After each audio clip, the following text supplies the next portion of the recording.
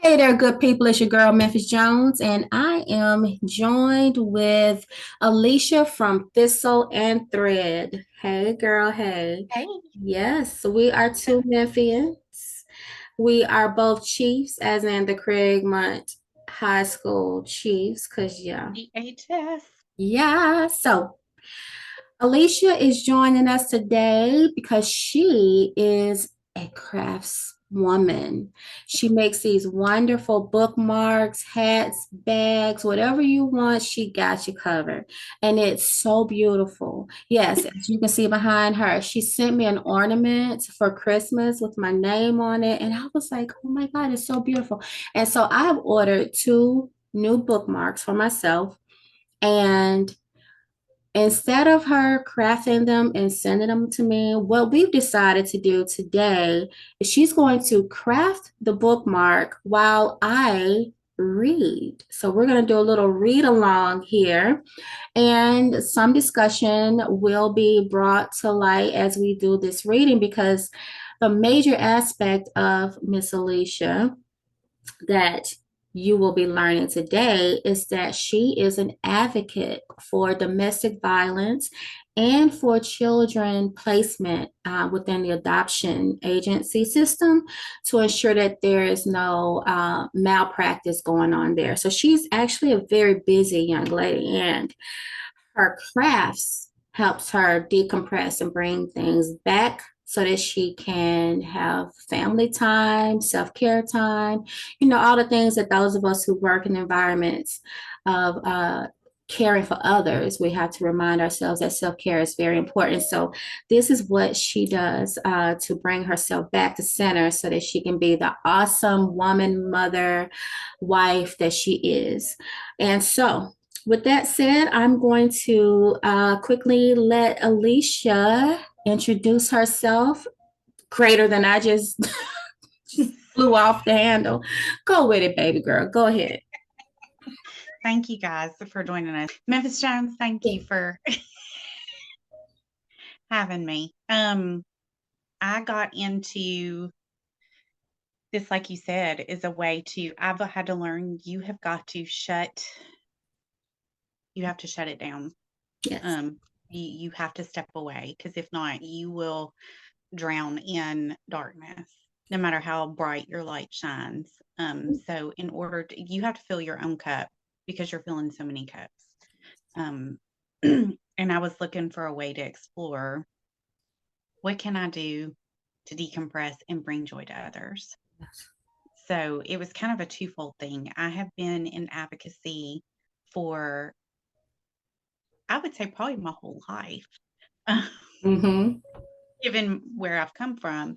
But probably about 10 years ago, I joined a council of strong leaders that were either affected, wanted to make a change, or anything else in when it came to domestic violence, sexual violence.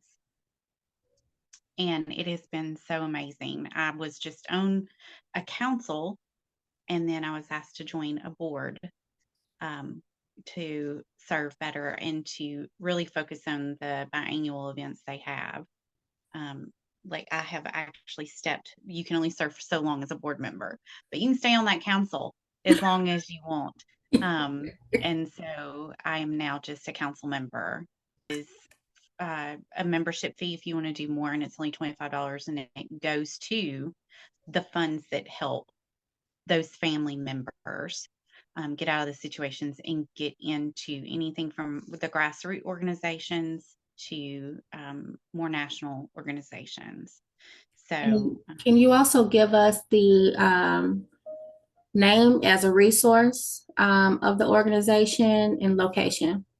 if you look it up, it should be Memphis and Shelby County Domestic and Sexual Violence Organization, located in Memphis, Shelby County. Okay. But we do help with the tri state area, and we work on a national level with Okay. other organizations, um, like the Polka Dot organization and the Lavender community, so that they come through because everything's also comprised of smaller grassroots that come into it as a big umbrella. Okay. People that are in government organizations all the way to their own personal organizations that work and that can get things done for men, women, children who are in that situation Mhm. and get And them I'm moved glad out you of it. mentioned men because a lot of the time, the focus is on women and children, but what we are learning more and more, the fact that men are abused and the use of the judicial system can be used as a weapon against them because, again, a lot of times we just don't see men as being abused. But it They're can very happen. silent about it. Very silent because men have their pride and, you know, who wants to say that this is happening to me? So I'm glad you also mentioned men. Now, in the context of the book that we are reading today, we are reading The Shadow in the Corner by Mary Elizabeth Braddon. Um, we have previewed this particular story, and we do know that there are trigger warnings here. And so, as we are going through the reading of the story, and feel free to jump in if as I'm reading, you hear something that you want to elaborate on. Alicia, feel free to jump in, but also in the arena of advocacy with the fact that trigger warnings may exist here because there is mention of self-harm and unaliving oneself because it's a horror written in the Victorian Gothic style.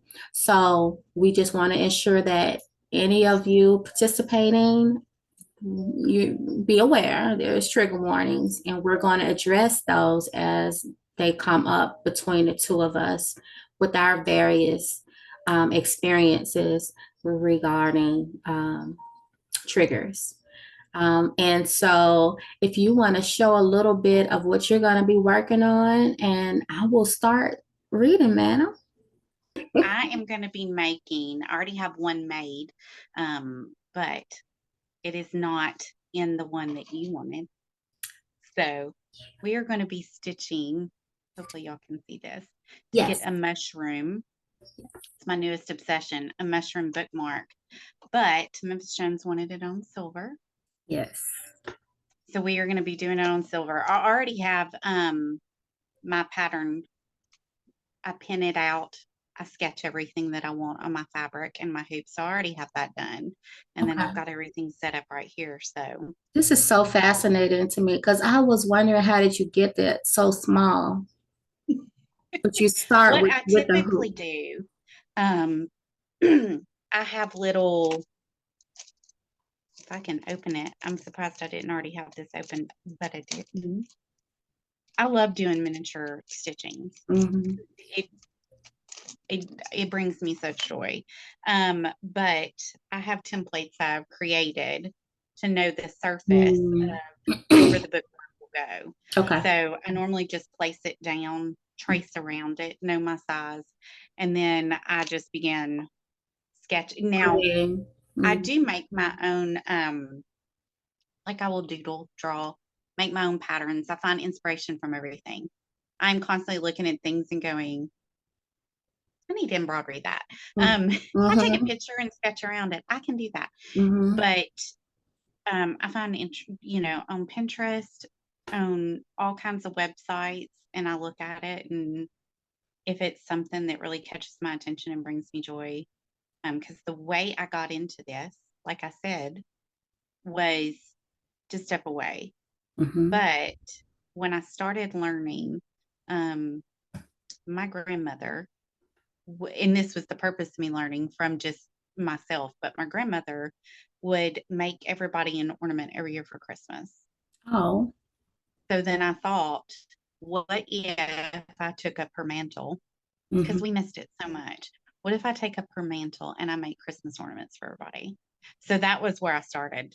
And I just started making Christmas ornaments for everybody. I love that. I love that. Yes, I love that. And just continuing that legacy of what your granny started. I love that. I love that. All right, girl. Well, I'm going to start reading and then, you get set up and do what you need to do. And so I will just get started and you just get moving. And I'll try not to bounce y'all around very much when I'm ankling to get to y'all. Okay. All right. So, The Shadow in the Corner by Mary Elizabeth Braddon. Wild Heath Grange stood a little way back from the road with a barren stretch of heath behind it and a few tall fir trees with straggling, wind-tossed heads for its only shelter. It was a lonely house on a lonely road with little better than a lane leading across a desolate waste of sandy fields to the seashore, and it was a house that bore a bad name among the natives of the village of Hallcroft, which was the nearest place where humanity may be found. It was a good old house, nevertheless, substantially built in the days when there was no stint of stone and timber. A good old gray stone house with many gables, deep window seats, and a wide staircase, long, dark passages, hidden doors in queer corners, closets as large as some modern rooms, and cellars in which a company of soldiers may have lain Purdue. This spacious old mansion was given over to rats and mice, loneliness, echoes, and the occupation of three elderly people. Michael Bascombe, whose forebears had been landowners of importance in the neighborhood, and his two servants, Daniel Skegg and his wife, who had served the owner of that grim old house ever since he left the university, where he had lived 15 years of his life, 5 as student and 10 as professor of natural science. At 33, Michael Bascombe had seemed a middle-aged man. At 56, he looked and moved and spoke like an old man. During that interval of 23 years, he had lived alone in Wild Heath Grange, and the country people told each other that the house had made him what he was. This was a fanciful and superstitious notion on their part, doubtless, yet it would not have been difficult to have traced a certain affinity between the dull gray building and the man who lived in it. Both seemed alike, remote from the common cares and interests of humanity. Both had an air of settled melancholy, engendered by perpetual solitude. Both had the same faded complexion, the same look of slow decay. Yet, lonely as Michael Bascombe's life was at Wild Heath Grange, he would not on any account have altered its tenor. He had been glad to exchange the comparative seclusion of college rooms for the unbroken solitude of Wild Heath. He was a fanatic in his love of scientific research, and his quiet days were filled to the brim with labors that seldom failed to interest and satisfy him. There were periods of depression, occasional moments of doubt, when the goal toward which he strove seemed unattainable, and his spirit fainted within him. Happily, such times were rare with him. He had a dogged power of continuity which ought to have carried him to the highest pinnacle of achievement, and which perhaps might ultimately have won for him a grand name and a worldwide renown. But for a catastrophe which burdened the declining years of his harmless life with an unconquerable remorse. One autumn morning, when he had lived just 23 years at Wild Heath, he had only lately begun to perceive that his faithful butler and body servant, who was middle-aged when he first employed him, was actually getting old. Mr. Bascombe's breakfast meditations over the latest treatise on the atomic theory was interrupted by an abrupt demand from that very Daniel Skegg. The man was accustomed to wait upon his master in the most absolute silence, and his sudden breaking out into speech was almost as startling as if the bust of Socrates above the bookcase had burst into human language. It's I'm not no seeing a use. square I know. circle. Huh? Sorry. Oh, That was rough. It's no use, said Daniel. My missus must have a girl. A what? Demanded Mr. Bascombe without taking his eyes from the line he had been reading. A girl. A girl to trot about and wash up and help the old lady. She's getting weak on her legs, poor soul. We've we've none of us grown younger in the last 20 years. 20 years, echoed Michael Bascombe scornfully. What is 20 years in the formation of a strata? What even in the growth of an oak, the cooling of a volcano? Not much, perhaps, but it's apt to tell upon the bones of a human being. The manganese staining to be seen upon some skulls will certainly indicate, began the scientist dreamily. I wish my bones were only as free from rheumatics as they were 20 years ago, pursued Daniel testily. And then perhaps I should make light of 20 years. Howsoever, the long and the short of it is, my missus must have a girl. She can't go on trotting up and down these everlasting passages and standing in that stone scullery year after year, just as if she was a young woman. She must have a girl to help. Let her have 20 girls, said Mr. Bascombe, going back to his book. What's the use of talking like that, sir? 20 girls, indeed. We should have rare work to get done. Because the neighborhood is sparsely populated, interrogated Mr. Bascombe, still reading. No, sir, because this house is known to be haunted. Michael Bascombe laid down his book and turned a look of grave reproach upon his servant. Skeg, he said in a severe voice, I thought you had lived long enough with me to be superior to any folly of that kind. I don't say that I believe in ghosts, answered Daniel with a semi-apologetic air. But the country people do. There's not a mortal among them that will venture across our threshold after nightfall. Merely because Anthony Bascombe, who led a wild life in London and lost his money and land, came home here broken-hearted and is supposed to have destroyed himself in this house, the only remnant of property that was left him out of a fine estate. Supposed to have destroyed himself, cried Skegg.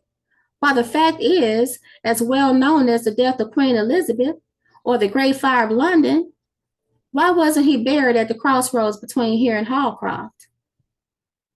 An idle tradition for which you could produce no substantial proof, retorted Mr. Bascombe. I don't know about proof, but the country people believe it as firmly as they believe in their gospel. If their faith in the gospel was a little stronger, they need not trouble themselves about Anthony Bascombe. He had an attitude, don't he? Yes, he did. About his house, his dilapidated house. Well, grumbled Daniel as he began to clear the table. A girl of some kind we must get, but she'll have to be a foreigner or a girl that's hard driven for a place. What? When Daniel Skegg said a foreigner, he did not mean the native of some distant clime, but a girl who had not been born and bred at Hallcroft. I'm glad they explained that. Daniel had been raised and reared in that insignificant hamlet, and small and dull as it was, he considered the world beyond it only margin. Michael Bascombe was too deep in the atomic theory to give a second thought to the necessities of an old servant. Miss Skegg was an individual with whom he rarely came in contact. She lived for the most part in a gloomy region at the north end of the house, where she ruled over the solitude of a kitchen that looked like a cathedral and numerous offices of the scullery, larder, and pantry class, where she carried on a perpetual warfare with spiders and beetles and wore her old life out in the labor of sweeping and scrubbing. She was a woman of severe aspect, dogmatic piety, and a bitter tongue. She was a good plain cook and ministered diligently to her master's wants. He was not an epicure, but liked his life to be smooth and easy, and the equilibrium of his mental power would have been disturbed by a bad dinner. Okay. He heard no more about the proposed addition to his household for a space of 10 days, when Daniel Skegg again startled him amidst his startled him against his studious repose by the abrupt announcement, "I've got a girl."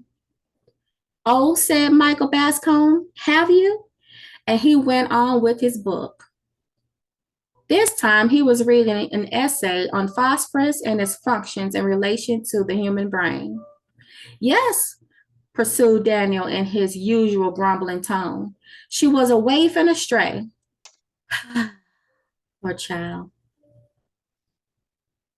"Or shouldn't I have got her? If she'd been a native, she'd never have come to us." "I hope she's respectable," said Michael. "Respectable? That's the only fault she has, poor thing. She's too good for the place. She's never been in service before, but she says she's willing to work, and I dare say my old woman will be able to break her in. Her father was a small tradesman at Yarmouth. He died a month ago and left this poor thing homeless. Miss Midge at Hallcroft is her aunt, and she said to the girl, 'Come and stay with me till you get a place.' And the girl has been staying with Miss Midge for the last 3 weeks, trying to hear of a place. When Miss Midge heard that my missus wanted a girl to help, she thought it would be the very thing for her niece Maria. Maria. Maria. I done worn off on you. Look, I know. Luckily, Maria had heard nothing about this house, so the poor innocent dropped me a curtsy and said she'd be thankful to come and would do her best to learn her duty. She'd had an easy time of it with her father, who had educated her above her station, like a fool as he was," growled Daniel. "By your own account, I'm afraid you've made a bad bargain," said Michael. You don't want a young lady to clean kettles and pans." "If she was a young duchess, my old woman would make her work," retorted Skegg decisively. "And pray, where are you going to put this girl?" asked Mr. Bascombe rather irritably. "I can't have a strange young woman tramping up and down the passages outside my room. You know what a wretched sleeper I am, Skegg. A mouse behind the wainscot is enough to wake me." "I thought of that," answered the butler with his look of ineffable wisdom. Ineffable wisdom. I'm going to look that word up. "I'm not going to put her on the floor. She's asleep in the attics." "Which room?" "The big one at the north end of the house. That's the only ceiling that doesn't let water. She might as well sleep in a shower bath as in any other of the attics." "The room at the north end," repeated Mr. Bascombe thoughtfully. "Isn't that?" "Of course it is," snapped Skegg, "but she doesn't know anything about it." Mr. Bascombe went back to his books and forgot all about the orphan from Yarmouth. Until one morning, on entering his study, he was startled by the appearance of a strange girl in a neat black and white cotton gown, busy dusting the volumes which were stacked in blocks upon his spacious writing table, and doing it with such deft and careful hands that he had no inclination to be angry at this unwanted liberty. Old Mrs. Skegg had religiously refrained from all such dusting on the plea that she did not wish to interfere with the master's ways. One of the master's ways, therefore, had been to inhale a good deal of dust in the course of his studies. The girl was a slim little thing, with a pale and somewhat old-fashioned face, flaxen hair braided under a neat muslin cap, a very fair complexion, and light blue eyes. They were the lightest blue eyes Michael Bascombe had ever seen, but there was a sweetness and gentleness in their expression which atoned for their insipid color. My goodness. "I hope you do not object to my dusting your book, sir," she said, dropping a curtsy. She spoke with a quaint precision which struck Michael Bascom as a pretty thing in its way. No, I don't object to cleanliness, so long as my books and papers are not disturbed. If you take a volume off my desk, replace it on the spot you took it from. That's all I ask. I will be very careful, sir. When did you come here? Only this morning, sir.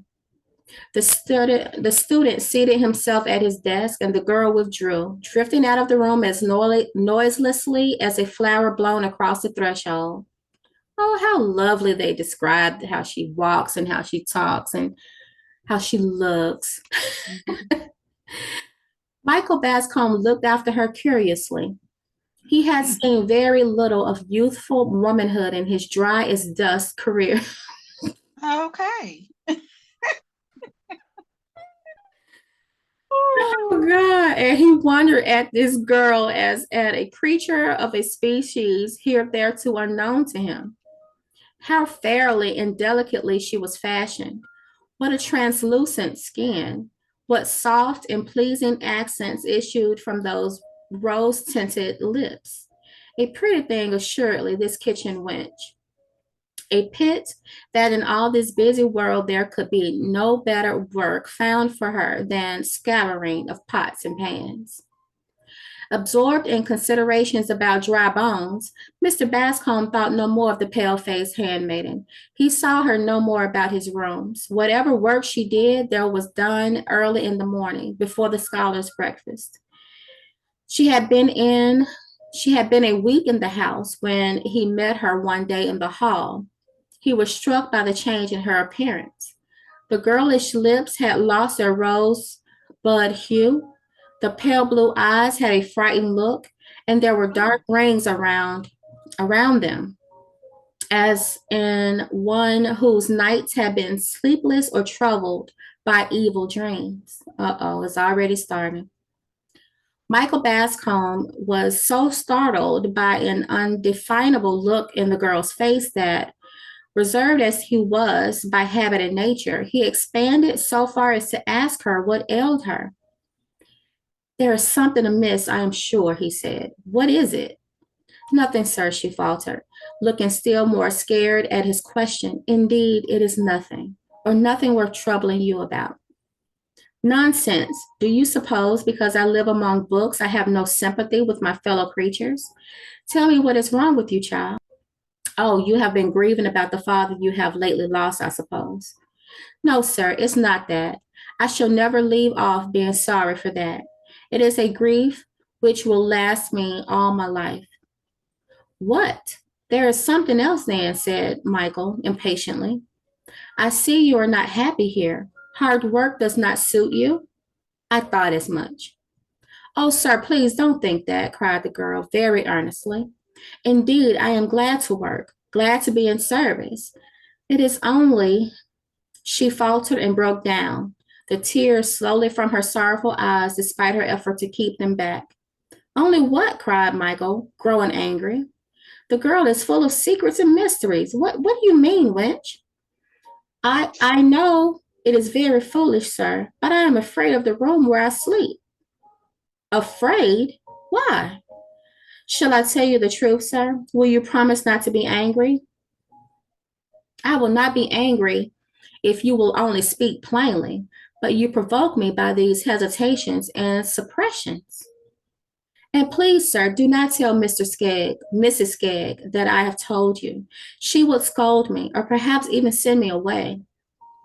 Mrs. Skegg shall not scold you. Go on, child. You may not know the room where I sleep, sir. It is a large room at one end of the house, looking towards the sea. I can see the dark line of water from the window, and I wonder sometimes to think that it is the same ocean I used to see when I was a child at Yarmouth. It is very lonely, sir, at the top of the house. Mr. and Miss Skegg sleep in a little room near the kitchen, you know, sir, and I am quite alone on the top floor. Skegg told me you had been educated in advance of your position in life, Maria. I should have thought that the first effect of a good education would have been to make you superior to any foolish fantasies about empty rooms. Oh, pray, sir, do not think it is any fault in my education. Father took pains with me. He spared no expense in giving me as good an education as a tradesman's daughter need wish for. And he was a religious man, sir. He did not believe, here she paused with a suppressed shudder, in the spirits of the dead appearing to the living since the days of miracles when the ghost of Samuel appeared to Saul. He never put any foolish ideas into my head, sir. I hadn't a thought of fear when I first lay down to rest in the big lonely room upstairs. Well, what then? Yeah. All right, so we are back. Part two of our reading of what the hell is this book called again? Something in the Corner. Yeah, something in the shadow in the corner. Shadow in the Corner by Mary Yes, Elizabeth Braddon. Good to go. I remembered it. Thank you. Yes. So where we left off, Maria, the housemaid, is advising the Mr. Michael, the homeowner, that she can't sleep because of the shadow in the corner. And she was pretty certain that it wasn't the wardrobe or anything of that nature. So basically, like, no, something's up, something's wrong, and it ain't got nothing to do with how educated I am. The audacity of him to question her education about what she's seeing absolutely just Right. Right. blows my mind. The next thing that's probably going to come out of his mouth is because she's a woman. Well, let's see. So after he says, well, what then? And she says, but on the very first night, the girl went on breathlessly, I felt weighed down in my sleep as if there was some heavy burden laid upon my chest. It was not a bad dream, but it was a sense of trouble that followed me all through my sleep. And just at daybreak, it begins to light a little after 6. I woke suddenly with the cold perspiration pouring down my face and knew that there was something dreadful in the room. What do you mean by something dreadful? Did you see anything? Not much, sir, but it froze the blood in my veins, and I knew it was this that had been following me and weighing upon me all through my sleep.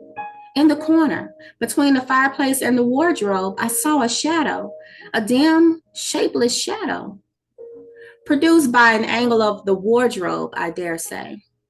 No, sir, I could see the shadow of the wardrobe, distinct and sharp, as if it had been painted on the wall. This shadow was in the corner, a strange, shapeless mass, or if it had any shape at all, it seemed, what? Asked Michael eagerly. The shape of a dead body hanging against the wall. Mm-hmm. Michael Bascombe grew strangely pale, yet he affected utter Lord, I cannot say this word. Incredulity. That's what we're going with. There we go. Poor child, he said kindly. You have been fretting about your father until your nerves are in a weak state and you are full of fancies. A shadow in the corner, indeed. Why, at daybreak, every corner is full of shadows. My old coat, flung upon a chair, would make you as good a ghost as you need care to see. Oh, sir, I have tried to think it is my fancy, but I have had the same burden weighing me down every night. I have seen the same shadow every morning. But when broad daylight comes, can you not see what stuff your shadow is made of? No, sir. The shadow goes before it is broad daylight. Making sure my music isn't too loud here. It shouldn't get me in trouble because it should be all open source music. So It's getting excited with the story. it is, right? It was cranking, ratcheted up. Of course. Of course, just like other shadows, come, get these silly notions out of your head, or you will never do for the workaday world. I could easily speak to Mrs. Skegg and make her give you another room if I wanted to encourage you in your folly, but that would be about the worst thing I could do for you. Besides, she tells me that all the other rooms on that floor are damp. And no doubt, if she shifted you into one of them, you would discover another shadow in another corner and get rheumatism into the bargain. No, my good girl, you must try to prove yourself the better for a superior education. I will do my best, sir, Maria answered meekly, dropping a curtsy. Maria went back to the kitchen, sorely depressed. It was a dreary life she led at Wildheath Grange, dreary by day, awful by night. For the vague burden and the shapeless shadow, which seemed so slight a matter to the elderly scholar, were unspeakably terrible to her.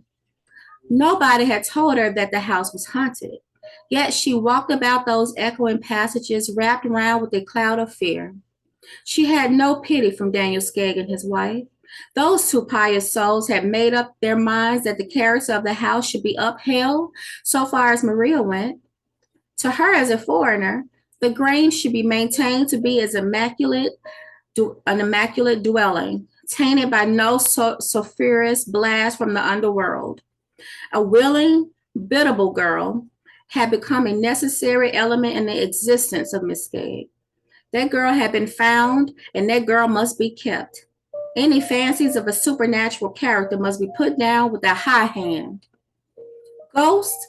Indeed, cried the amiable Skegg. Read your Bible, Maria, and don't talk no more about ghosts.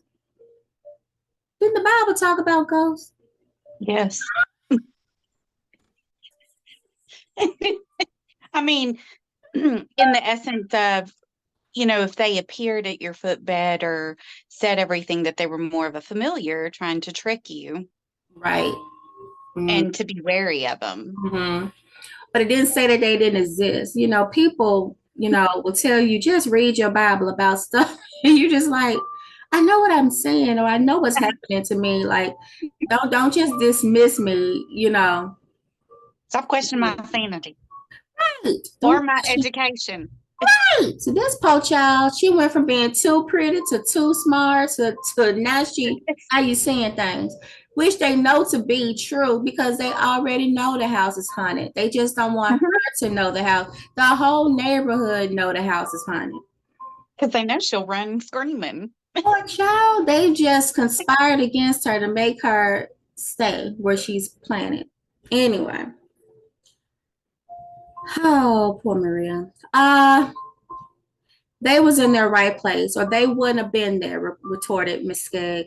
You ain't going to pick holes in your Bible, I hope, Maria. At your time of life. Maria sat down quietly in her corner by the kitchen fire and turned over the leaves of her dead father's Bible till she came to the chapters they two had loved best and oftenest read together. He had been a simple-minded, straightforward man, the Yarmouth cabinet maker, a man full of aspirations after good, innately refined, instinctively religious. He and his motherless girl had spent their lives alone together in the neat little home which Maria had so soon learned to cherish and beautify. And they had loved each other with an almost romantic love. They had had the same tastes, the same ideas. Very little had sufficed to make them happy. But inexorably, death parted them, father and daughter, in one of those sharp, sudden partings which are like the shock of an earthquake, instantaneous ruin, desolation, and despair. Maria's fragile form had bent before the tempest. She had lived through a trouble that might have crushed a stronger nature.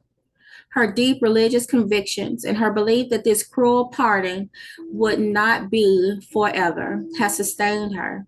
She faced life and its cares and duties with a gentle patience, which was the noblest form of courage. Michael Bascombe told himself that the servant girl's foolish fancy about the room that had been given her was not a matter of serious consideration. Yet the idea dwelt in his mind unpleasantly and disturbed him at his labors. The exact sciences require the complete power of a man's brain, but his utmost attention. And on this particular evening, Michael found that he was only giving his work part of his attention.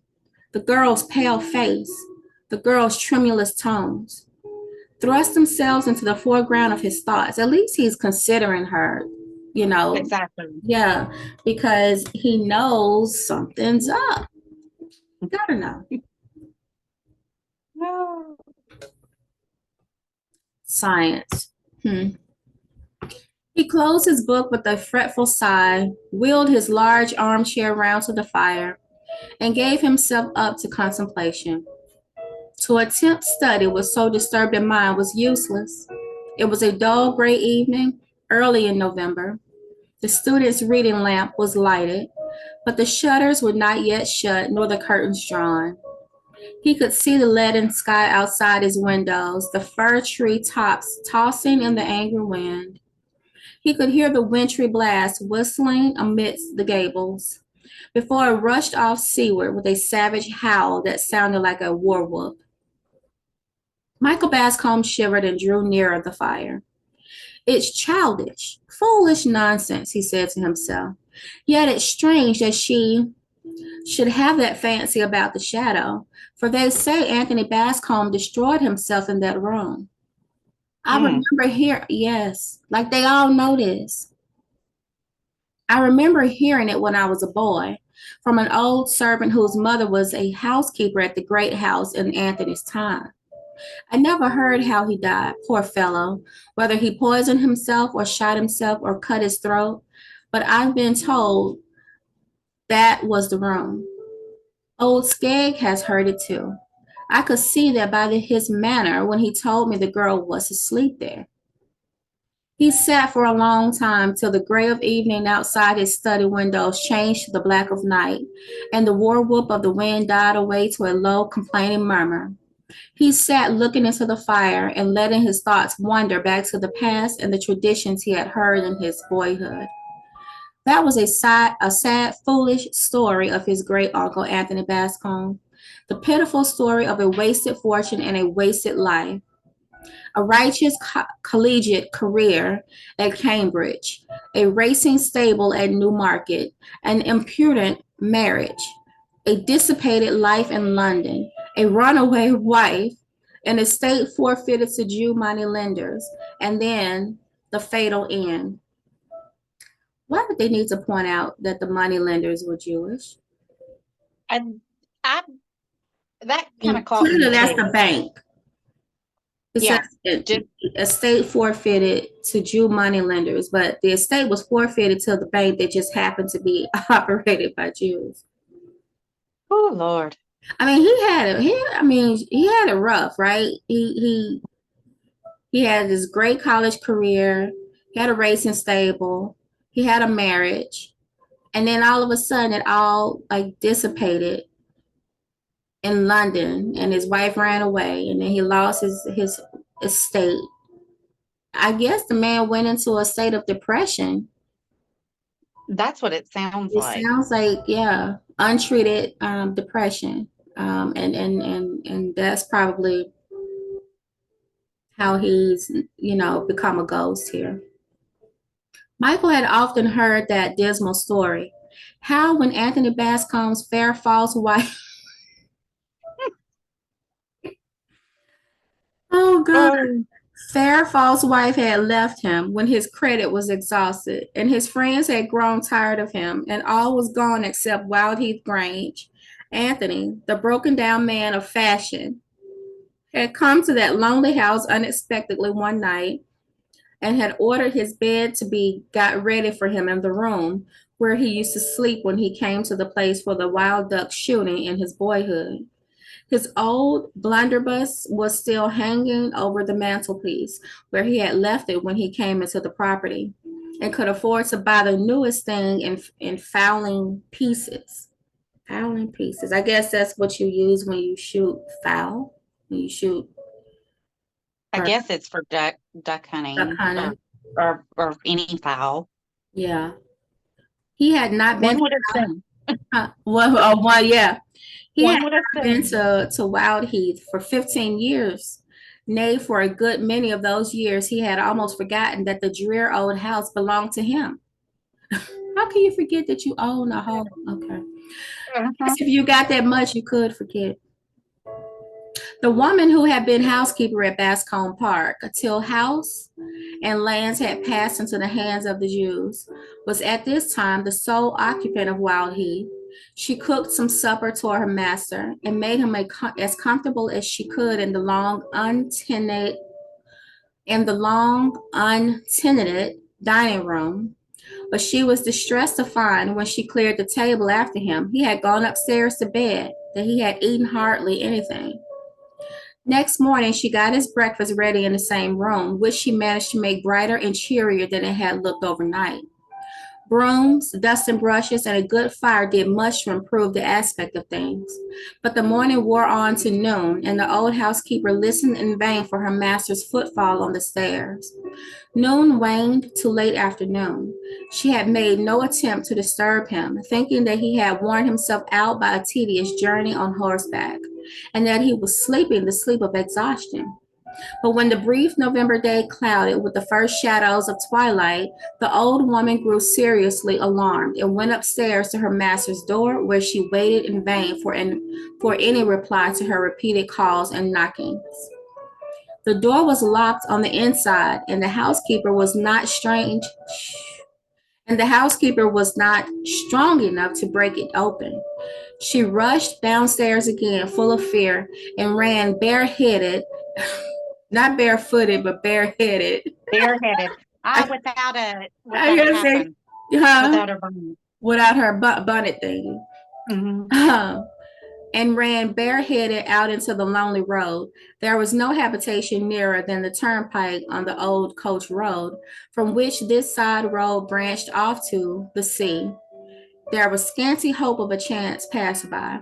The old woman ran along the road, hardly knowing whither she was going or what she was going to do, but with a vague idea that she must get somebody to help her.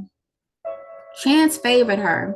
A cart laden with seaweed came lumbering slowly along from the level line of sands yonder where the land melted into the water.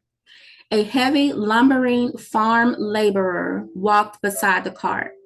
For God's sake, come in and burst open my master's door, she entreated, seizing the man by the arm. He's lying dead or in a fit, and I can't get to help him. All right, Mrs. answered the man, as if such an invitation were a matter of daily occurrence. Whoa, Dobbin, stone still, horse, and be donged to thee. What the hell did I just read? Whoa, Dobbin, that must be the horse. Stand still, horse, and be donged to thee. Okay. Basically, telling the horse to stand still. Okay. Dobbin was glad enough to be brought to anchor on the patch of waste grass in front of the Grange garden. His master followed the housekeeper upstairs and shattered the old-fashioned box lock with one blow of his ponderous fist. The old woman's worst fear was realized. Anthony Bascom was dead, but the mode and manner of his death Michael had never been able to learn. The housekeeper's daughter, who told him the story, was an old woman when he was a boy. She had only shaken her head and looked unutterably. She had only shaken her head and looked unutterable things. And he questioned her too closely and looked unutterable.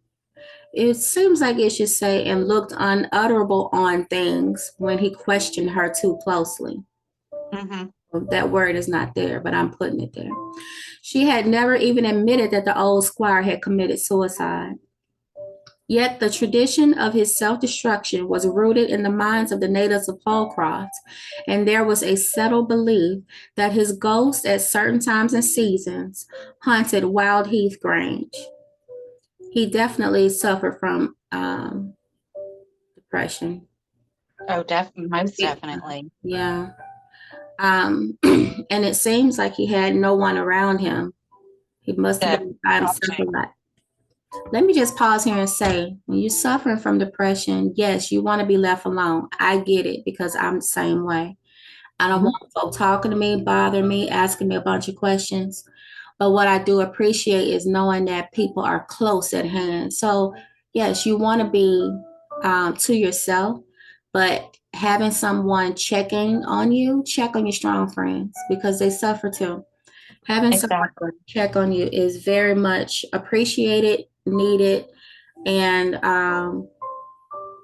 those of you who may be cautious or wary of making that connection because you want to give people their space and their peace. And in this season of minding your own business, yes, you're doing that. But every now and again, check in just to make sure you get a response back. Absolutely. Yeah. If it's because if you don't, think about the fact if nobody um, is checking in on those people, Mm-hmm. then they feel, even though that they are depressed, they're down, then the abandonment sets in. Right. And I know people say, well, then reach out. Sometimes, yeah, Sometimes you yeah, can't. yeah. It's not like seeing a broken arm in a cast. This you cannot see. And Right. we know too many people that hide it very well with smiles and other things. Mm-hmm. Mm-hmm. All right. So we just want to stop it at PSA. Okay. Now, Michael Bascom was a stern materialist. For him, the universe with all its inhabitants was a great machine, governed by inexorable laws. To such a man, the idea of a ghost was simply absurd as the as absurd as the assertion that two and two make five, or that, or that a circle can be formed of a straight line. Yet he had a kind of dilettante interest in the idea of a mind which could believe in ghosts. The subject offered an amusing psychological study. No, you will not be studying this poor child. This poor little pale girl now had evidently got some supernatural terror into her head, which could only be conquered by rational treatment. I know what I ought to do, Michael Bascom said to himself suddenly. I'll occupy that room myself tonight and demonstrate to this foolish girl that her notion about the shadow is nothing more than a silly fancy, bred of timidity and low spirits. An ounce of proof is better than a pound of argument. If I can prove to her that I have spent a night in the room and seen no such shadow, she will understand what an idle thing superstition is. Daniel came in presently to shut the shutters. Tell your wife to make up my bed in the room where Maria has been sleeping and to put her into one of the rooms on the first floor for tonight, Skegg, said Mr. Bascom. Sir? Mr. Bascom repeated his order. That silly wench has been complaining to you about her room, Skegg complained. I just totally just changed what was written there. He was complaining. He's complaining. So my mind just said Skegg complained. But it says that Skegg exclaimed indignantly, aka he complained. Oh, same difference. Deserved to be well fed and cared for in a comfortable house. She ought to go to the workhouse. Oh. Don't be angry with the poor girl, Skegg. She has taken a foolish fancy into her head, and I want to show her how silly she is, said Mr. Bascom. And you want to sleep in that room yourself, said the butler. He's stuttering over the words, but you want to call her silly. So she's supposed to be strong enough, but he's supposed to be so refined and dignified that he can't handle it. Get the heck out of here. I would be like, look, did I stutter when I told you to prep the room? No. Right, twice now. Twice I told you. Not once did I stutter. I'm stuttering, but he didn't stutter. Exactly. Jeez Louise. Well, mused Skegg, if he does walk, which I don't believe, he was your own flesh and blood, and I don't suppose he'll do you any hurt. When Daniel Skegg went back to the kitchen, he railed mercilessly at poor Maria, who sat pale and silent in her corner by the hearth, darning old Mrs. Skegg's gray worsted stockings, which were the roughest and harshest armor that ever human foot clothed itself withal. Oh. Ever such a whimsical, fine, ladylike miss, demanded Daniel, to come into a gentleman's house and drive him out of his own bedroom to sleep in an attic with her nonsenses and vagaries. What the hell is a vagary? I'm going to have to look that up. If this was the result of being educated above one's station, Daniel declared that he was thankful he had never got so far in his schooling as to read words of 2 syllables without spelling. Jeez. Education may education might be hanged for him if this was all it led to. I am very sorry, faltered Maria, weeping silently over her work. Indeed, Mrs. Skegg, I made no complaint. My master questioned me, and I told him the truth. That was all. All, exclaimed Mrs. Skegg irately. All indeed. I should think it was enough. Poor Maria held her peace. Her mind, fluttered by Daniel's unkindness, had wandered away from that bleak big kitchen to the lost home of the past. The snug little parlor where she and her father had sat beside the cozy hearth on such a night as this. She with her smart work box and her plain sewing, he with the newspaper he loved to read, the petted cat purring on the rug, the kettle singing on the bright brass trivet, the tea tray pleasantly suggestive of the most comfortable meal in the day. All those happy nights, that dear companionship. Were they really gone forever, leaving nothing behind them but unkindness and servitude? This poor child is going deep into depression because she Mm-hmm. misses her dad. She misses that comfort of the life that they shared, just the two of them. And now she's getting nothing. And No that attachment, familiarity. no familiarity, no animals, nothing. No compassion. No compassion. Michael Bascom retired later than usual that night. He was in the habit of sitting at his books long after every other lamp but his own had been extinguished. The Skeggs had subsided into silence and darkness in their dreary ground floor bedchamber. Tonight his studies were of a peculiarly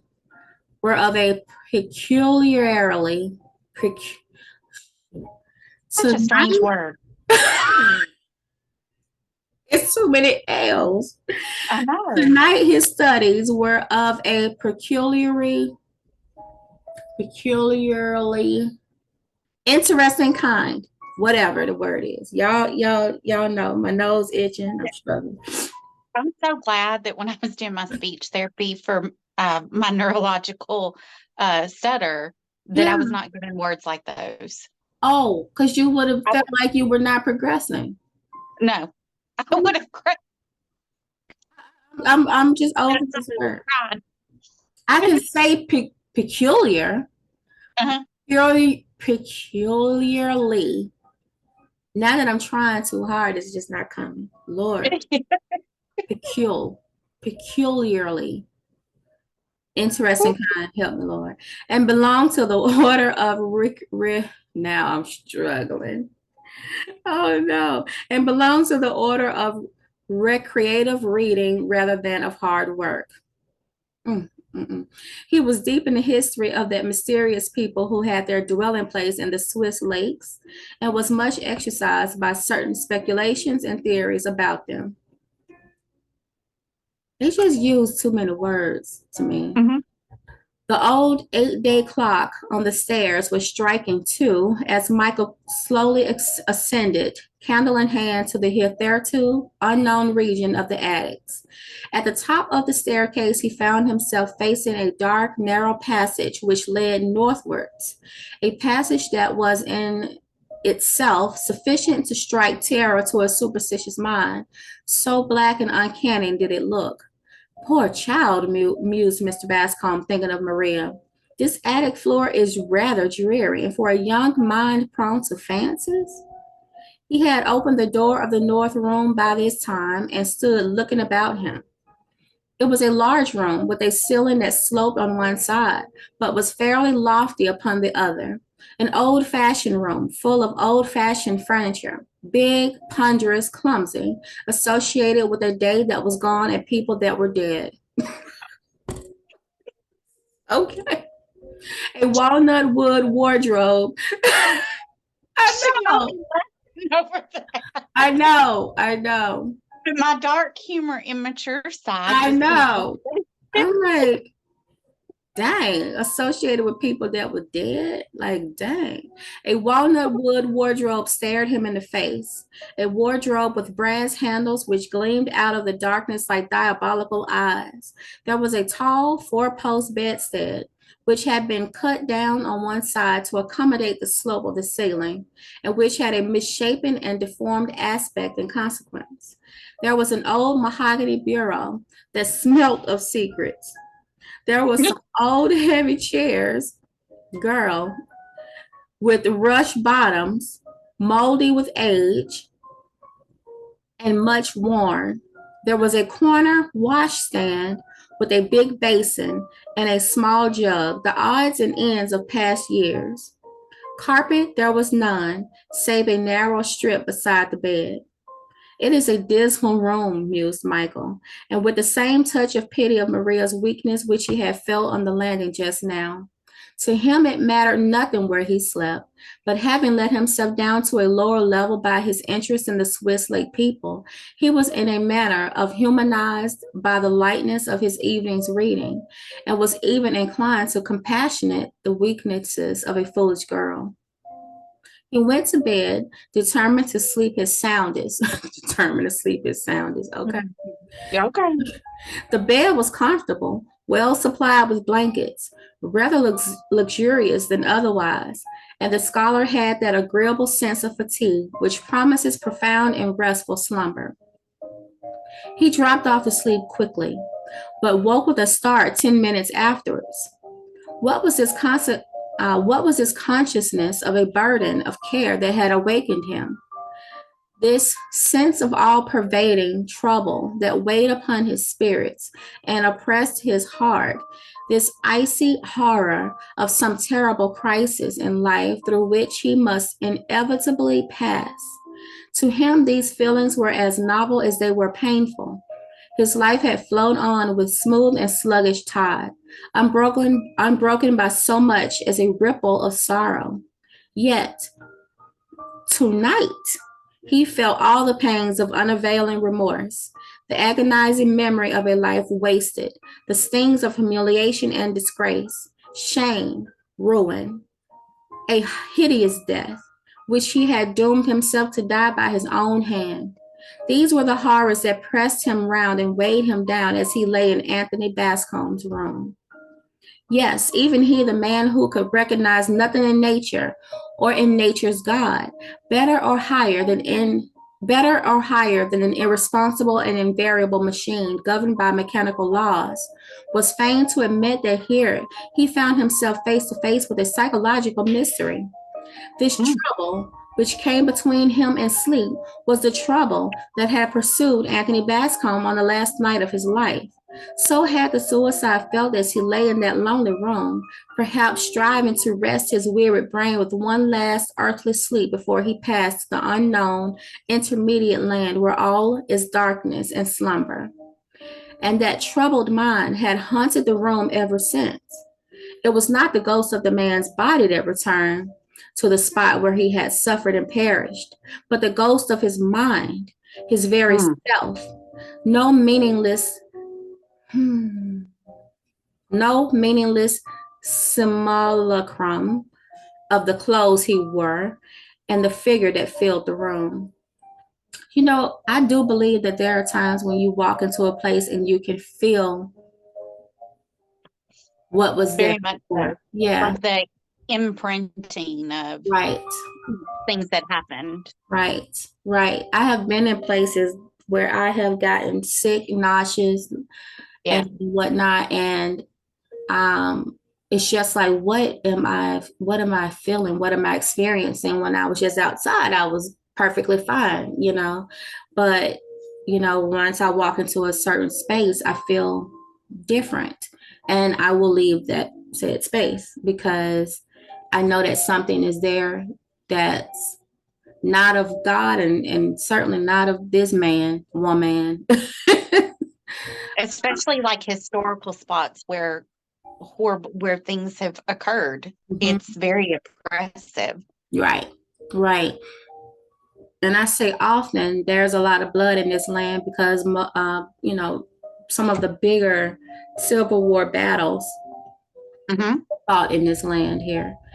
Yes. So Michael Bascom was not the man to abandon his high ground of skeptical philosophy without a struggle. He tried his hardest to conquer this oppression that weighed upon mind and sense. Again and again, he succeeded in composing himself to sleep, but only to wake again and again to the same torturing thoughts, the same remorse, the same despair. So the night passed in unutterable weariness, for for though he told himself that the trouble was not his trouble, that there was no reality in the burden, no reason for the remorse, this vivid, these vivid fancies were as painful as realities and took as strong a hold upon him. The first streak of light crept in at the window, dim and cold and gray. Then came twilight, and he looked at the corner between the wardrobe and the door. Yes, there was the shadow, not the shadow of the wardrobe only. That was clear enough, but a vague and shapeless something which darkened the dull brown hall, so faint, so shadow that he could form no conjecture as to its nature or the thing it represented. He determined to watch this shadow till broad daylight, but the weariness of the night had exhausted him, and before the first dimness of dawn had passed away, he had fallen fast asleep and was tasting the blessed balm of undisturbed slumber. When he woke, the winter sun was shining in at the lattice, and the room had lost its gloomy aspect. It looked old-fashioned and gray and brown and shabby, but the depth of its gloom had fled with the shadows and the darkness of the night. The light came in and changed the whole atmosphere. But the girl is amazed. She can't sleep during the day like he is. I know. She has to be awake before he is. She has things to do and work to do. Right, for him. Exactly. So the fact that he got some decent sleep, in the early hours, she's not afforded that same luxury. Mr. Bascom rose refreshed by a sound sleep. Boy, shut up. Which had lasted nearly 3 hours. He remembered the wretched feelings which had gone before that renovating slumber. All right, we're back with part 3. And Mr. Bascom has managed to have 3 hours of restful sleep. We of course, we got problems with that. Got problems with that. So let's see how his 3 hours of restful sleep conveys itself to the staff, who knows of his little testing. Experiment. Yeah, his little experiment here. So, Mr. Bascom rose refreshed from a sound sleep, which had lasted nearly 3 hours. He remembered the wretched feelings which had gone before that renovated. What? He remembered the wretched feelings which had gone before that renovating slumber, but he recalled his strange sensations only to despise them, and he despised himself for having attached any importance to them. Oh, he's back to his indignant self. Oh, okay. Indigestion, very likely, he told him. Taking a page from Scrooge. Is everything gas and indigestion? Apparently so. Indigestion, very likely, he told himself, or perhaps mere fancy, engendered of that foolish girl's story. The wisest of us is more under the dominion of imagination than he would care to confess. Well, Maria shall not sleep in this room anymore. There is no particular reason why she should, and she shall not be made unhappy to please old Skegg and his wife. Well, at least he's going to give her another room, even though he's still talking trash about the location. Because he talked about how musty and dusty. Yeah. And even but you're going to put somebody else in there. Right. And even how the hallway leading to the room, how unsettling that was. So, I mean, do a little better by her and she'll do better by you. Exactly. So, when he had dressed himself in his usual leisurely way, Mr. Bascombe walked up to the corner where he had seen or imagined the shadow and examined the spot carefully. At first sight, he could discover nothing of a mysterious character. There was no door in the papered wall, no trace of a door that had been there in the past. There was no trap door in the worm-eaten boards. There was no dark, ineradicable stain to hint at murder. There was not the faintest suggestion of a secret or a mystery. He looked up at the ceiling that was sound enough, save for a dirty patch where the rain had blistered it. Yes, there was something, an insignificant thing, yet with a suggestion of grimness which startled him. About a foot below the ceiling, he saw a large iron hook projecting from the wall. Just above the spot where he had seen the shadow of a vaguely defined form. He mounted on a chair, the better to examine this hook, and to understand, if he could, the purpose for which it had been put there. The It better was, to examine you with. my dear, it was an old it was old and rusty. It must have been there for many years. Who could have placed it? Who could have placed it there and why? It was not the kind of a hook upon which one would hang a picture or one's garments. It was placed in an obscure corner. Had Anthony Bascombe put it there on the night he died, or did he find it there ready for a fatal use? If I were a superstitious man, thought Michael, I should Okay. be I should be inclined to believe that Anthony Bascombe hung himself from that rusty old hook. Sleep well, sir? Asked Daniel as he waited upon his master at breakfast. Girl, admirably, answered Michael, determined not to gratify the man's curiosity. Are they kidding? Are they kidding? He had always resented the idea that Wildheath Grange was haunted. Oh, indeed, sir. You were so late that I fancied. Late, yes, I slept so well that I overshot my usual hour for waking. But, by the way, Skeg, girl, I know. What? 3 hours of sleep and I'm refreshed. Oh, I take the luxury of sleeping late because I can do that. Late, yes, I slept so well that I overshot my usual hour for waking. But, by the way, Skeg, as that poor girl objects to the room, let her sleep somewhere else. It can't make any difference to us, and it may make some difference to her. Muttered Daniel in his grumpy way. You didn't see anything queer up there, did you? See anything? Of course not. Well, then why should she see things? It's all in her silly fiddle faddle. Okay. I think Skag should sleep in there. I think he should make that couple sleep up there. Yep. Most definitely. I agree. Because they're getting on my daggone nerves. Never mind. Let her sleep in another room. There ain't another room on the top floor that's dry. Then let her sleep on the floor below. She creeps about quietly enough. Poor little timid thing. She won't disturb me. Daniel grunted, and his master understood the grunt to mean obedient assent. But here Mr. Bascombe was excuse me. Oh, please.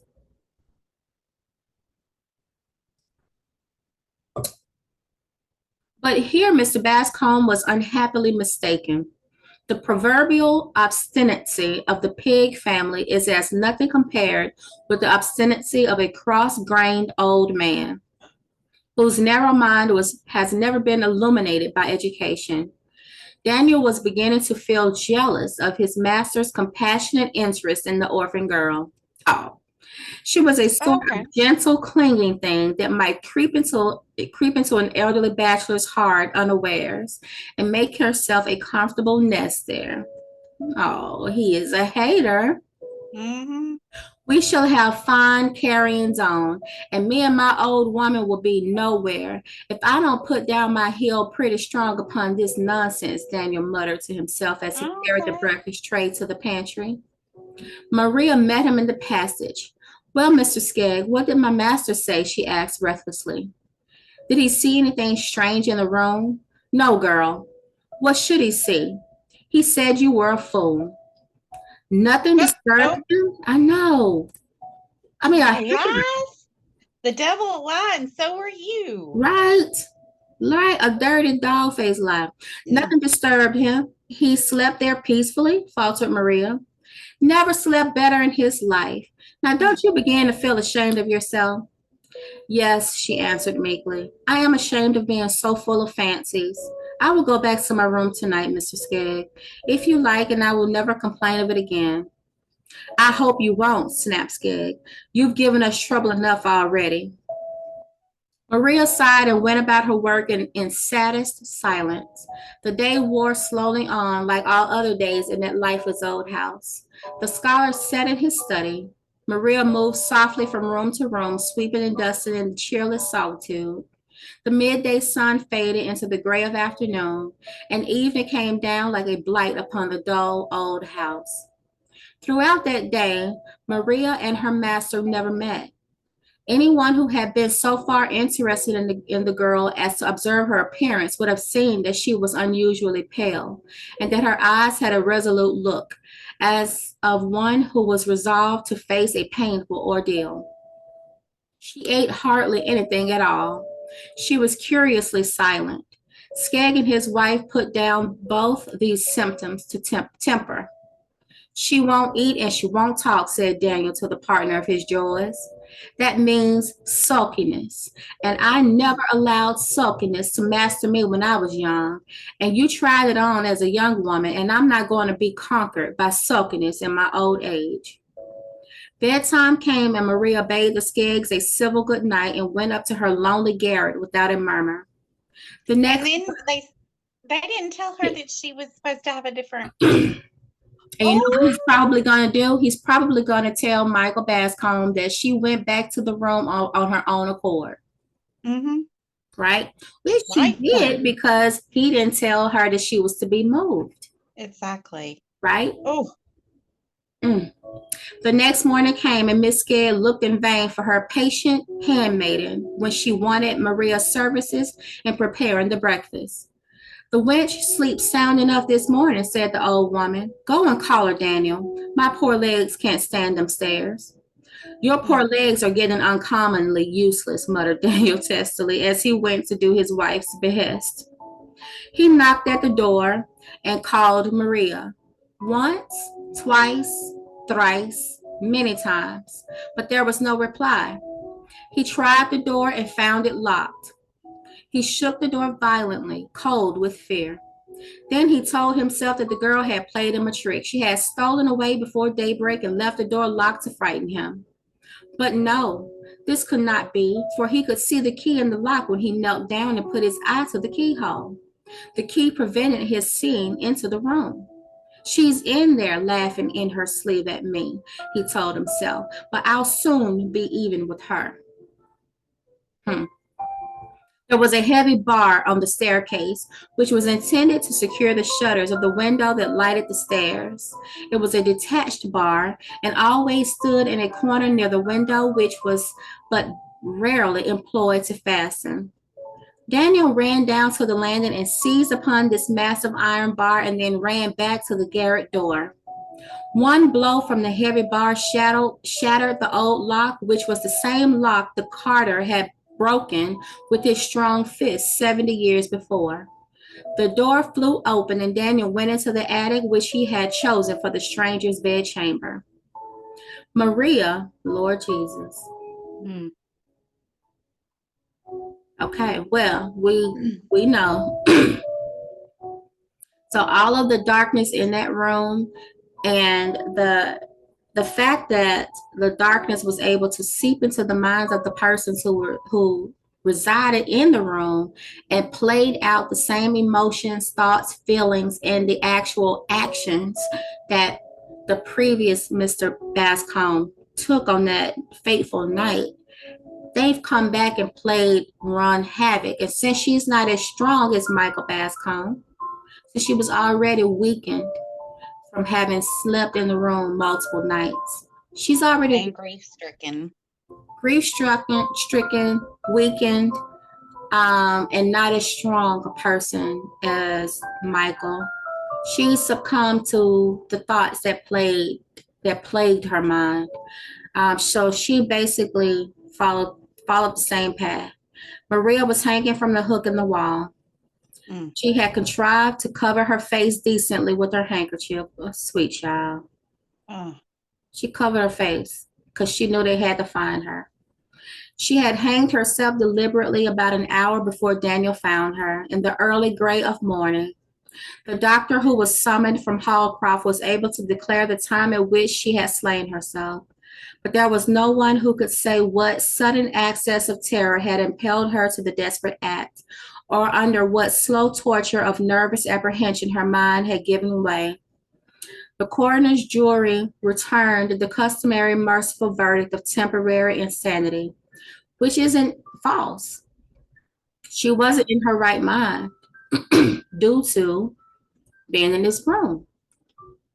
The girl's melancholy fate darkened the rest of Michael Bascom's life. He fled from Wildheath Grange as from an accursed spot, and from the Skeggs as from the murderers of a harmless, innocent girl.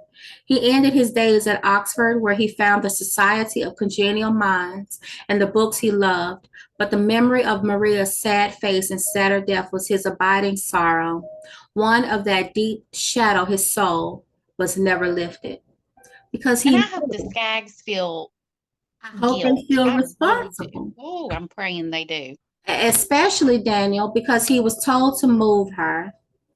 But in his fear of losing the status that he and his wife had in the house, thinking that she was going to somehow Become the mistress of the become the home. mistress. You see how having hate in your heart, you see how this can lead to Oh, darker things. Not necessarily this dark, but having hate in your heart can definitely lead to darker things. And that is the end of this story. I think we've learned a lot from this story very much. about being patient, kind, and open to understanding what plagues another. That goes a long way. And I No, think, because you don't know what somebody's going through. mm-mm. You really don't. And I think that Michael Bascom being willing to go into the room, even though he didn't want to appear weak in his feelings and emotions, the things that he was able to allow himself to encounter, he still didn't want to appear weak. He still didn't want to say to Daniel, man, hell yeah, that room. It's creepy. Hell yeah, that room is creepy and haunted, and she needs to get up out that room ASAP. We need to move this child because she's already a little frail thing in the first place. You know, And instead of susceptible. saying that, instead of standing up, and just being like, yeah, move her. He said move her. Being human. I don't want to say man enough because I'm not a fan of that word, but human enough, Strong compassionate enough, enough. compassionate enough. Yeah. I mean, sometimes our pride leads us to, I think that's what the Bible Oh, says. Pride comes before the fall. yes, And everybody in that house heeded to that particular, why they telling her to read her Bible. Read your Bible. exactly. What does the And Bible say about then pride? his uncle, I wonder if he suffered from not only depression but from pride. I Yes, think that it sometimes it goes hand in hand for us because we've been taught by society to be an island, to handle, don't burden somebody with that, or what will they think? You right, don't want anybody thinking bad stuff about, right, right, thinking you're crazy. mm-hmm. And, I and hate and those everybody's stigmas. got their own issues. Yes, You know, don't share what you're yes. dealing with. So she did what she could, but I think what they chalked up to sulkiness was actually her resolute um manner when she probably said to herself, this is it. Hmm. I And miss the my fear of daddy. going back in there and feeling those Mhm. oppressive feelings. This is it. If I see this again, I'm going to where my daddy is, where I'm Hmm. loved, you know. Very much. So that is very sad. It is. As his And the music fact has that, also matched the feeling, the vibe. woo, Do you hear it? the The music is just like, yeah. It says it's it's, Luca Morelli lullaby. oh, okay. The Mm, lullaby for what? well, the big sleep, because she took the big sleep. Poor child. And Well, I think, you know, yeah. if she didn't have anybody, obviously she didn't have any family, as it was saying. Because she Um, had no mother. It never mentions where her mother is, that she's motherless. yeah. And I think So it she makes, had what was she living with a great aunt? I think before then, Mhm. I because wonder how did they handle this? How did the great aunt handle? I'm looking for.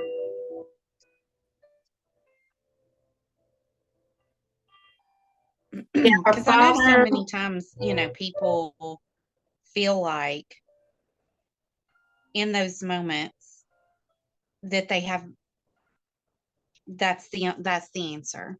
hmm The only And I can't foreseeable answer. imagine being her, having no one, no compassion, no anything to decide that was the complete solution to it. hmm And so, it does say here that her aunt, Miss Midge, um, let the girl stay with her until you get a place.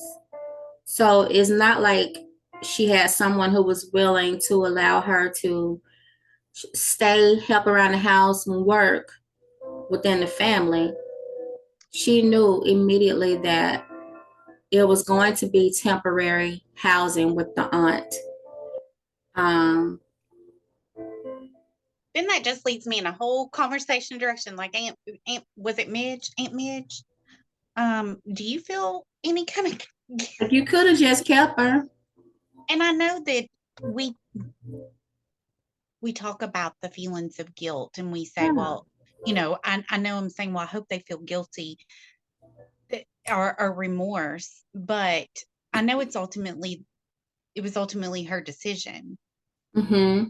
And in her mind, she probably wanted to be able to make her own way. I don't want Yeah. to be a burden on anyone. I want to be able to bring in an income. However, with her being a young single woman, I would say be a day laborer and go Hmm. home to your aunt at night. Now, Hmm. obviously, we don't know the distance. We don't know what the travel would have been like, but I think it would have been safer for her to be a day laborer and then go home at night to her aunt. And that way she could come as needed Yes. to assist Miss Gay. And if that had been the plan, then we would still have little Miss Maria um, in the books. And maybe she would have become the mistress later. We don't know. No. But I appreciate your time, your energy, your commentary as we have this discovered a new classic. I have never heard of her. And Okay. it's funny that the way that I heard about her was I was on Facebook and had come across a post, and I forget the actual post and the site, but when I re-find it, I'll link it in the show notes of this conversation. But there, it's a blog that puts together blog pieces relative to female authors. And this particular female author was part of a list of authors, I think that were classics, but that we don't hear much from. I believe Yeah. it was a setup kind of like that one. And but nevertheless, it'll be in the show notes so that you can discover, so that the subbies that are here, hey dears, so that you all can discover some other classics that we may not hear much about. We hear about, Jane Austen and Louisa May Alcott and the Bronte sisters, Jane Eyre, but we don't hear about all of the women who were writing outstanding stories like this one. And I mean, Exactly. she gave us attitude, Yes, she did. gave us all the feels, Complicated words complicated that we do word, not use on a period, daily basis. periodly, period, whatever, peculiarity. I feel like if I spoke with a British accent, I was gonna say, I would get better. because she is Yeah. is she British? Yeah. And I think that has a lot to do with Yes. when you the word usage, because we've shortened it Right. coming, across here. Right. So Now, and our words are getting shorter and shorter and with we generation. not only do we shorten the words in the South, but we sing them out. So Yes, we do. yeah, I probably should attempt reading it in a British accent next time, so that I can get some of these words out, like phosphorus. I'm like, what? Oh, but he mentions phosphorus. That's what he was reading about, an essay on phosphorus and its functions in relation to the human brain. What? That's what Michael was reading and studying when Daniel discussed the matter of his wife needing a girl. Which may I add, when he brought that up, I thought he meant they needed to have a girl. And I'm like, aren't you old? That's what was kind of clicking in my brain. Yeah. And why are you telling Michael this? Like, what is that? Y'all do you. And by the time y'all raise her and train her, you may be dead. So what are you talking about? And then I was like, oh, you need some help in the house. And that makes me think of I'm trying to think. L.M. I think it's L.M. Montgomery. I should know this because she wrote my favorite series. But if you've ever read Anne of Green Gables and Anne of Avonlea, I have read some of Anne of Green Gables. I don't think I fully read the whole book. Because she says in the beginning that she needs a girl. Matilda, she's talking about needing a girl. And at first, because I was so young when I read it, I thought, okay, well, you want to have a child. But actually, she wanted a boy, if I remember correctly. And then Matthew came and brought this orphan redheaded child. She did not. I think it's so funny how we but we were just talking about how literal we can be, and clearly as children we are very literal, as to what we are hearing, but apparently that doesn't truly go away unless you put yourself in a frame of mind of the character and the time frame of the character. Then you can pick up the lingo. But I wanted to share this with you. This is Global Gray Books. See this? Oh yeah. You see FREE? Oh, I like free. Yeah. So what it is, it's primarily classics, collections of classics. And this is a UK site, but they take the classics and put them in a higher quality file format, and just read them for free. They take donations, but everything on here is public domain and free. Obviously, you can get public domain books through the Gutenberg Project, and a lot of that is scanned in, and sometimes Mhm. it's harder to read. So when you have someone who's actually retyping it and saving it for people to be able to access it and actually read it, because some of, like I said, some of what's on the Gutenberg Project page is hard to it's hard to see or whatnot because it's scanned copies of books. And that project came along earlier before, AI and a lot of things that we have now that we can utilize to help us get Yeah. information, access information. So I would highly suggest you all check out Global Gray, nothing but eBooks, and everything here is in the public domain. And feel free to donate because this person runs this site and they do the work themselves to get it re-accomplished and placed here.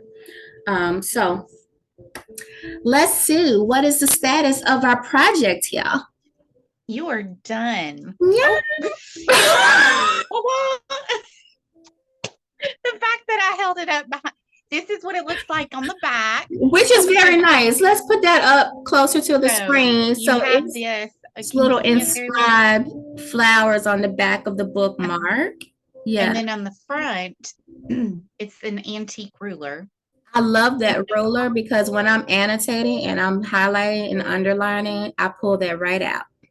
because my dad was like, "Why do you need a ruler? What are you measuring?"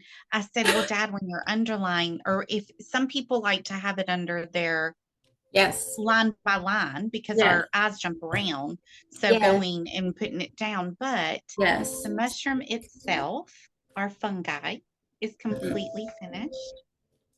It's so beautiful. And I just want you all to know, like she finished this up while we were reading. She started the project and finished it up while we were reading. Now, I So, know a lot of people might think, "Ooh, that was a long time," but I slowed. I mean, doing this is a slow process. You're supposed to take your time, enjoy, and relax. But I did slow myself a little bit, mhm, mhm. which was so great. And we had It was so nice. conversation in between, So, you know, I think when you do something like this and you have conversation and commentary, it ensures that you're having a therapeutic moment. Yes. And then Versus, your other bookmark is I love that. I was so excited to see the black background. I love it. Do y'all see that? So I have I an do. I love oval. this on it. Mm-hmm. So I have an oval shape and a round shape head top bookmark from Little Miss Alicia with Thistle and Thread. And we will ensure that we have contact information in the show notes so that you can order. She has various types of bookmarks to include, and I had a different one and I gave it away as a gift, but it's like a clip, like you slide it onto the page, like a big book paper I clip. think I'm just gonna get up and go see. Okay. And what I'm I gonna think I got also it. do is grab one of her Instagram pictures, and we'll use that also so that you can see what she has as far as bookmarks are concerned. But she also has hats and ornaments and shirts, and I mean, the Anything that situation's can be grown. broadread, I'm going to do it. She's doing all the things. Okay, go ahead and show us the clip. This is the clip one that you Yes. were talking about. Yes, it's And so see, pretty. even the mushroom Yes. done on it with a different background. And I So love I love these. the like it's like a wreath around it. Yes, the Mm-hmm. scrolling. Mm-hmm. The scrolling. These are Yeah. kind of my Bridgerton. I didn't realize it, what I Mm-hmm. was doing, because I kind of keep to the same designs and colors until I don't want to anymore. Mm-hmm. Um, Mm-hmm. but I was doing, I didn't realize that as I was watching Bridgerton, I was kind of collecting the same color thing Mm-hmm. You're being influenced. from everything. I was picking out Yes. stuff. And so I have to be careful what I'm watching, apparently. Okay. And also to note, the colors go along with the seasons. So she has lighter pink and light blue. And if your color scheme, you prefer more springtime color. I think these colors here fit a little more with Indian summer. I love that time where it's between spring and summer, and it's just like beautiful, beautiful It outside. is. So, yeah, give her a shout, give her a look. See, she's on Facebook Thank and she's you. on Instagram. I don't know. Do you have a YouTube channel? No, not Okay. yet. Feel free to use this video. We'll link them, and then you'll have a starting video where you can put your promotions and any of your therapeutic reading moments, because I think this could be a thing. It's definitely something you could do with a group who may also be doing needlework of any kind. So I have to I thought, well, I would have to really edit it to cut out some of the things that I might say. I don't know if y'all could see when I was doing certain things. There was a few you get knots, you get other things. And so I feel like that meme where the little girl is like, yeah, that's me occasionally. And I have to, yeah, that's when you put it down and walk away for a little bit and yeah. breathe. Yeah. Well, and any aspect of therapy will expose you to your true feelings about something. And if it's got to come out in any kind of way, a knot of string is better than a knot upside somebody's head. Oh, yeah. Mm-hmm. Okay. And before we go, put that fist back up, because that is a unicorn. It's just not. Everybody's like, girl, did you get a What new has happened? tattoo? No, no, no, no. It's supposed to be a watercolor unicorn. It is not real. I am in absolutely, my neighbors have become family. And so their daughters come and visit me every day. And she said, I want you to match. And I said, sure. And she just, without any kind of warning, before I could react, this child slapped it on the top of my hand and she said, we're twins. I was like, yes, we Two are. whole weeks. And she said, and by the way, I hope you don't get mad, but it stays on for 2 weeks. And I said, oh, okay, Oh, lovely little one. Thank you so much. great. And so she said, if you want it to come off, you've got to use a lot of soap and scrub it or alcohol. And she, child, I'm not about scrubbing Lord. So my we end just of it. wanted to make sure we pointed out what that was, because I know on part one, I don't recall seeing that. And I didn't want you all to think that she had bumped her hand or, did anything and injured herself. So we wanted to come full circle on that. Is there anything else that you would like to add before we close? Definitely, if anything has triggered with this, but I mean, we are responsible for our own triggers, but if you start feeling a certain way, um, there are mental health websites. You can do telehealth. Everybody needs a check-in once Mm-hmm. in a while. Even We will Beyonce said include that. that also in the Um, description. We will include some and then resources. exactly. And then there is an 800 number, the Trevor Project, anything. The world is a sadder place when we lose somebody. Yes. And I know that we look for relief. We think that it will bring relief. We get very tired in our journey, but the wake it leaves behind, Yes. and for the other people to have to pick up the pieces. Yes. So it is so, Yeah. and And you can always reach we'll out to me as well. yes. And we'll put the resources in the show notes. And just remember, the hotline for the suicide hotline is 988. Is that correct? I believe so. Yes. We'll link it. All right. So thank you so much for joining us. It's your girl, Memphis Jones, signing out on this Saturday.